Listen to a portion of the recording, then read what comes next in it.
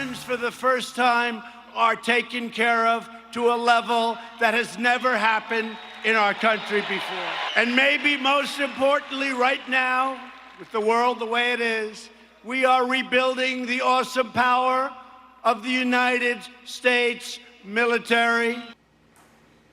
President Trump praising our military as we are giving thanks, especially this week, for the troops protecting our country, both past and present. Joining me now, retired U.S. Marine Corps Gunnery Sergeant and co-chair of Veterans for Trump, Jessie Jane Duff. Gunny, it's great seeing you. Good to see you, Charles. You know, when we talk about first of all, I'm thrilled at the embrace and love that veterans are getting from Americans these days. I don't know if it's ever been higher, perhaps after World War II, but it faded for a long time. It's amazing. And now, of course, President Trump has made the veterans a key, you know, like almost everything he does, first and foremost begins with veterans. It's absolutely astronomical for us as veterans to see how this president has hit it out of the park for us. I mean, he's done the largest funding for the VA, $86.5 billion for the VA, and allowed veterans to be able to get health care outside of the VA when they're not able to get appointments on time. This is enormous. This is a big move forward. One of the other key points that I think is incredible is that the with the GI Bill, it was a restricted measure for people to have to get their degree within 15 years. Well, he removed that barrier, and now we have the Forever GI Bill, which means somebody gets off of active duty at 24, is raising a family, can go back and finish up their degree probably when they're in their early 40s, because before it expired.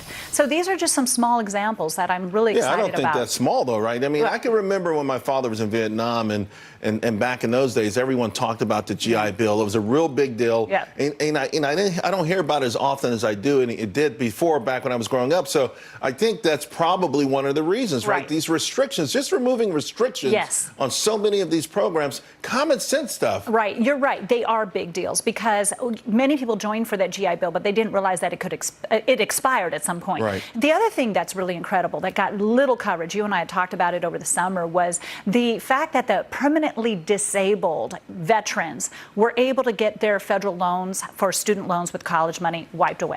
Why wasn't that thought of before? Now, we also have the lowest veteran unemployment rate ever in the history of this country. That's an astronomical number. We still have a couple of issues, though, right? The suicide, situation. Rate, I know things have gotten better at the VA, but some of that still. So there's still some work to go, right? Well, the president has made sure that he has set aside several $billions for the suicide awareness and mental health care for the veterans. So essentially, we now have a 2-year veteran suicide hotline that's out there, and I'm going to make sure that I post it on Twitter for veterans, because it is a 24-hour hotline that is responsive, that is not putting people on hold.